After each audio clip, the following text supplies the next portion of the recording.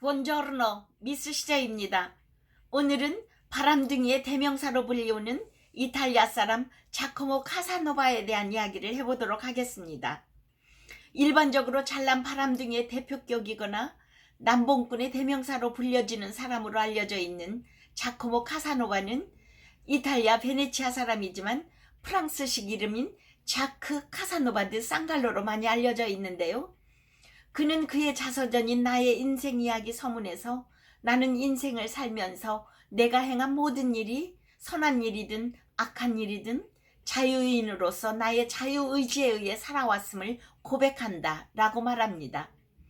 바로크 시대였던 베네치아 공화국 시절 1725년 4월 2일 희극배우인 아버지 주세페 카사노바와 성악가였던 어머니 자네타 사이에 6남매 중 장남으로 베네치아에서 태어났는데요. 그 가족의 면면을 보면 그래도 꽤 괜찮은 집안이었음을 알 수 있습니다. 그의 어머니 자네타는 유럽에서 꽤 이름 있는 성악가였고 현존하는 그의 초상화를 그린 그의 동생 중 하나인 프란치스코 카사노바는 미술사에서 빼놓을 수 없는 화가이기도 합니다. 36살의 나이로 6남매를 남기고 아버지가 일찍 돌아가신 탓에 자녀들이 할머니 손에 키워졌는데요.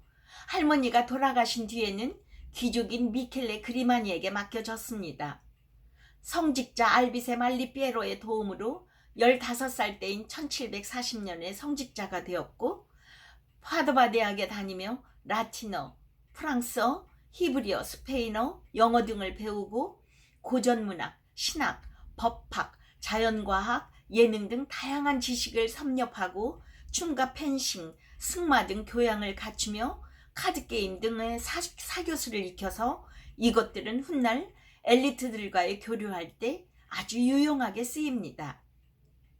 파도바 대학의 문서보관실에는 1737년 카사노바가 이 대학에 등록했다고 쓰인 오래된 학적부와 그가 입학할 당시 나이가 겨우 12살이었다는 기록이 남아있는데요.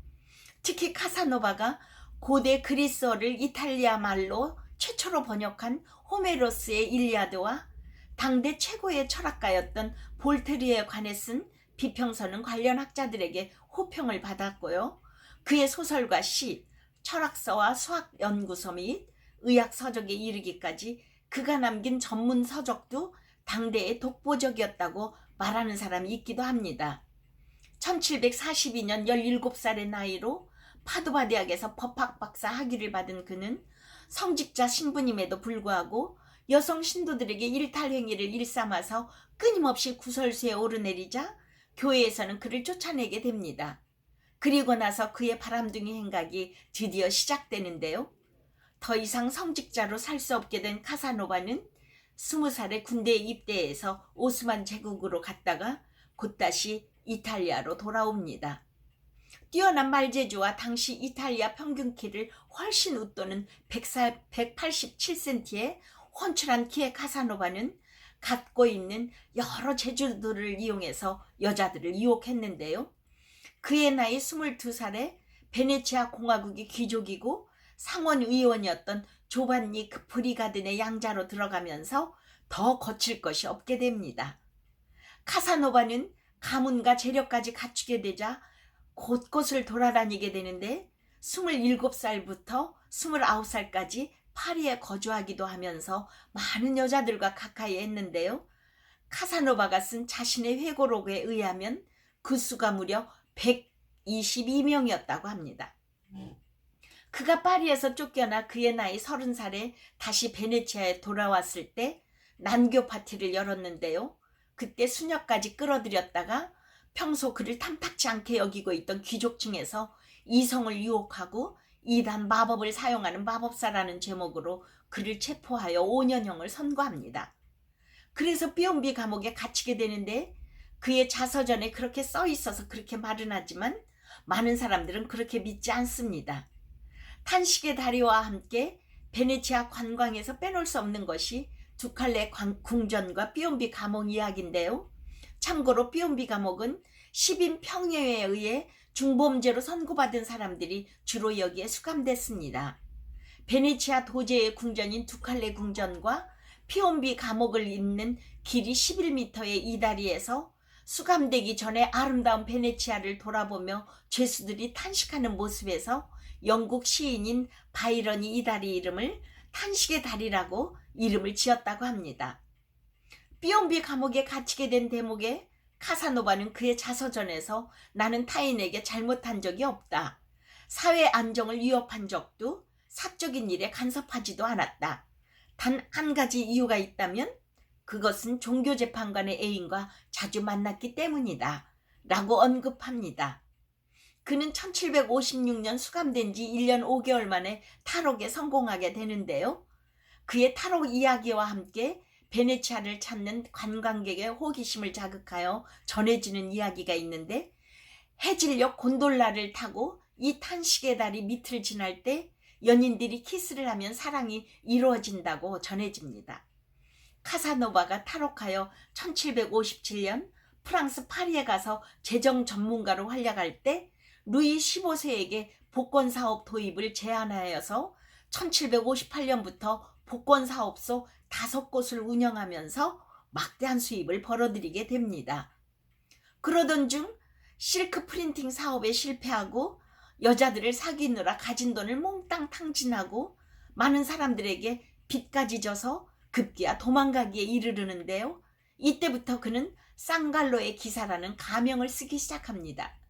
당시 유럽의 교양인들 사이에서 프랑스어가 공용어처럼 쓰였기 때문에 베네치아 시민계급 출신이던 자코모 카사노바가 자기 이름에 멋대로 영지를 가진 프랑스 귀족의 성을 갖다 붙인 것으로 보아서 단순한 가명이라기보다는 신분 사칭에 가깝다고 볼 수 있습니다.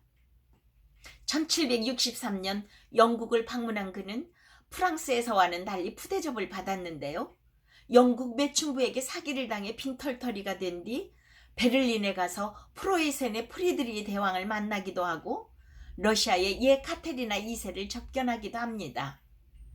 러시아에 가서는 러시아 여자들을 건드리다가 러시아 남자들에게 쫓겨 다시 폴란드와 스페인을 전전하다가 고향인 이탈리아로 가고 싶어 하던 차에 마침 그가 스페인어로 쓴 책이 베스트셀러가 되어서 베네치아 고위 인사들의 눈에 들게 되면서 결국 이탈리아로 돌아올 수 있게 됩니다. 49살 때부터 나폴리에서 도박사로 일하면서 베네치아의 스파이 노릇을 하기도 했다고 하는데요.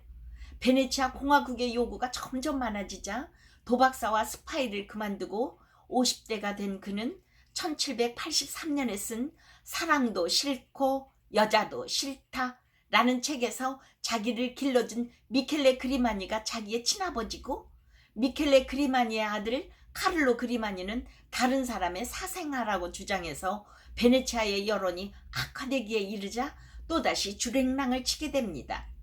이렇게 도망친 카사노바는 59살 때부터 프라하에서 2시간 정도 거리에 있는 보헤미아 왕국의 발트슈테이너 백작 소유의 체코어 말로는 두후초프인 둑수성에서 도서관 사서로 일하면서 남은 생애를 마무리하게 됩니다. 젊었을 때 문란한 생활을 한 탓에 매독에 걸렸다가 치료를 받아 호전되기는 했지만 40대 중반부터 성기능 장애가 와서 더는 여자들을 만나지 못하고 쓸쓸하게 살다가 1798년 전립선 질환으로 인해 73살의 나이로 세상을 떠났는데요. 그다시 평균 나이로 보면 적당히 장수한 것으로 볼 수 있습니다. 카사노바가 마지막으로 한 말은 나는 철학자로 살았고 기독교도로서 죽는다 라는 말이었는데요.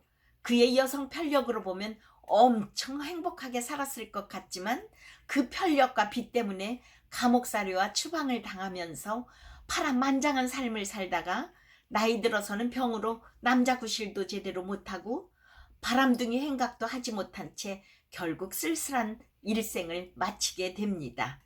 재밌게 들으셨습니까? 오늘은 일반적인 카사노바의 일생에 대한 이야기를 말씀드렸고 다음 시간에는 카사노바의 다른 면면에 대해서 말씀드리겠습니다. 그럼 다음 시간에 뵙겠습니다. 차오!